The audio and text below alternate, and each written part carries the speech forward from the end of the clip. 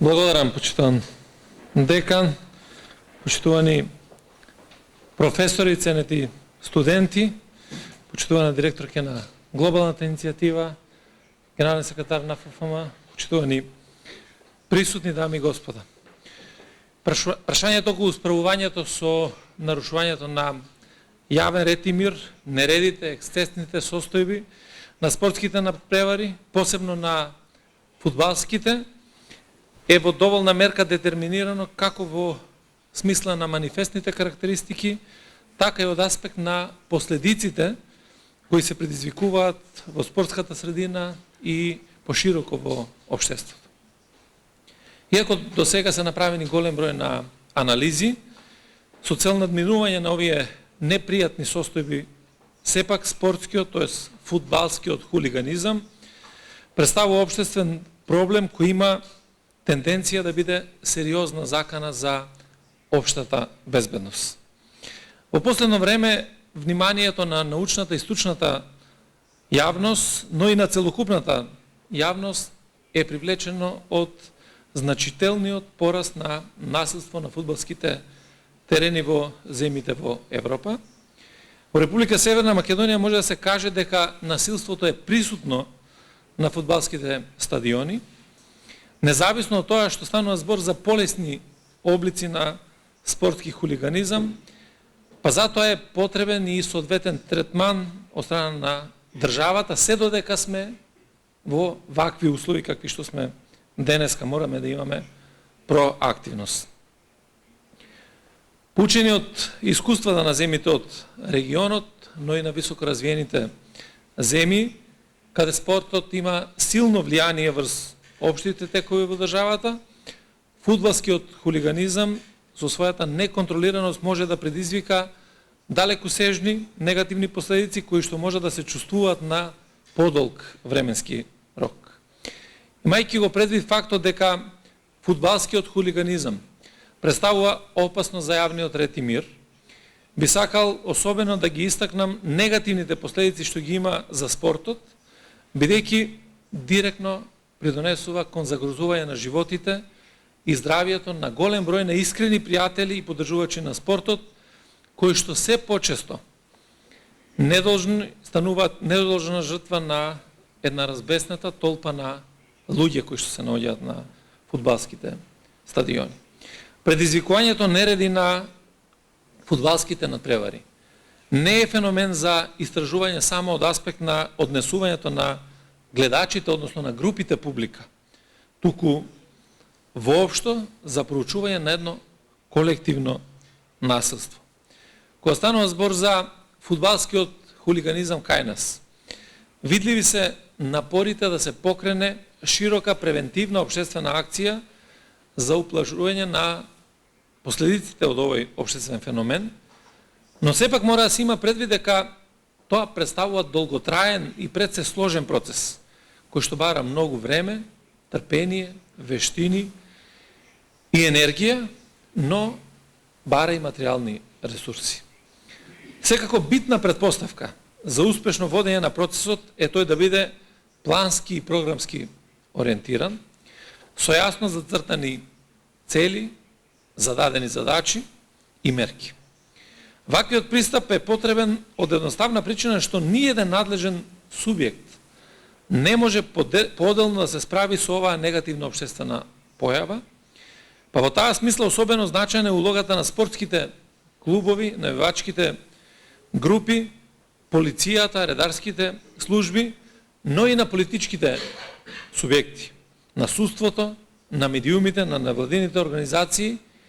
и мислам најважно на училиштата и на другите институции кои што многу навремено ќе може да градат систем или отпорност на ваквите појави. Што се однесува до полицијата, таа во својот домен на работа има една од круцијалните улоги во делот на безбедноста и непреченото одржување на фудбалските надпревари, односно спречување на секаков облик на спортско насилство. Преку собирање на оперативни сознанија и соодветна проценка на ризик, полицијата создава ситуацијска слика за начинот на полициското постапување и за извршување на нивните рутински и посебно безбедносни задачи. Следејќи го специфичниот делокруг на работа на полицијата при обезбедување на големи фудбалски настани, досегашните искуства покажаа дека максималната професионалност во постапувањето кон овој проблем е императив за да се овозможи навремено воочување и отстранување на сите потенцијални закани, ризици и опасности. Во насока на втората тема планирана за денеска,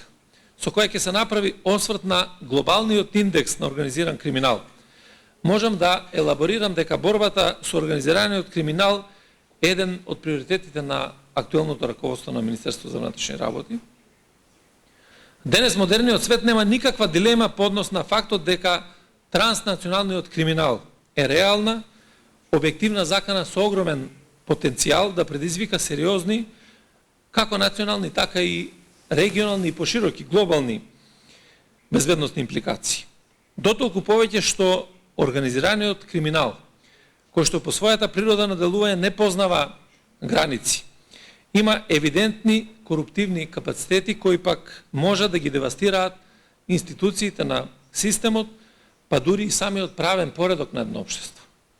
Практиката јасно покажува дека врските помеѓу организираниот криминал, политиката и јавниот сектор ја наметнуваат неопходноста од воспоставување во државата на систем на контролни механизми, кои што би ја оневозможиле ваквата синергија, додека пак улогата на безбедносните служби и понатаму примерно ќе биде фокусирана на превентивно и репресивно делување врз таквите релации, и тоа неселективно и во вистинско време, се со цел кога се во зачетоци тие врски да бидат прекинати помеѓу јавниот сектор, политиката и помеѓу организираниот криминал. Модерните политички системи се повеќе го инкорпорираат проактивниот модел на делување, во кој полициското работење се заснова на информирано донесување на одлуки, со тенденција за воспоставување на еден систем и методологија за рано предупредување, чија крајна цел е превенција, контрола и брз одговор во борбата за спречување на криминал и надминување на сите безбедносни предизвици. Корупцијата не е само најпрепознатлива карактеристика на организираниот криминал, туку и негов најефикасен инструмент кој што го возможува широкиот опсег на нелегални активности во рамките на организираниот и сериозен криминал. Во овој контекст јасно е дека МВР, односно полицијата, е една од клучните алки во тој систем за сузбивање на организиран криминал и за спречување на корупцијата. Всушност, полицијата заедно со примерната позиција и улога на истражно-правосудните инстанции треба да биде тој ненадминлив бедем, оспособен во континуитет да ги заштитува правниот поредок, институциите и граѓаните од сите опасности на организираниот криминал и корупцијата. Низата реформски зафати, што ги презедовме изминатите 4 до 5 години, почнувајќи од реформите во безбедносните служби,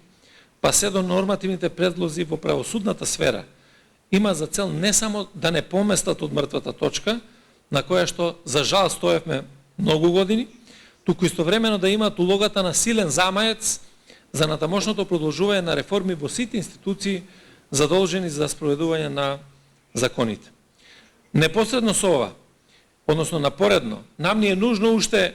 поинтензивно да се ангажираме во сите полезни меѓународни активности од областа на заедничката безбедност и безбедносната превенција, не само заради истекнување на нови квалитетни искуства, туку и заради квалитетно пренесување на тие нови и квалитетни практики овде во нашиот систем. Во секој случај мораме да имаме предвид дека организираниот криминал и корупција што ја генерира се прилично жива, динамична материја, која што е крајно прилагодлива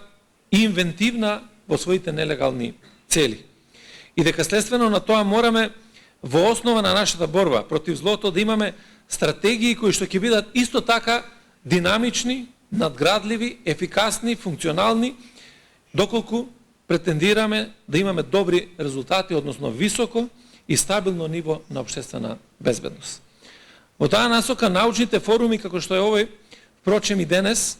и науката се тие што први се фаќаат во костет со предизвиците на безбедноста, трагајќи по идеи, сознанија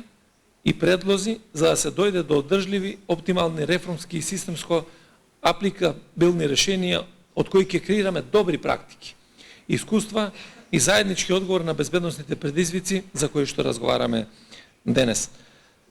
Така да посакувам денес да имаме успешна дебата и добри заклучоци кои што ќе бидат сериозно разгледани од сите институции, бидејќи ако сакаме сето ова да го реализираме,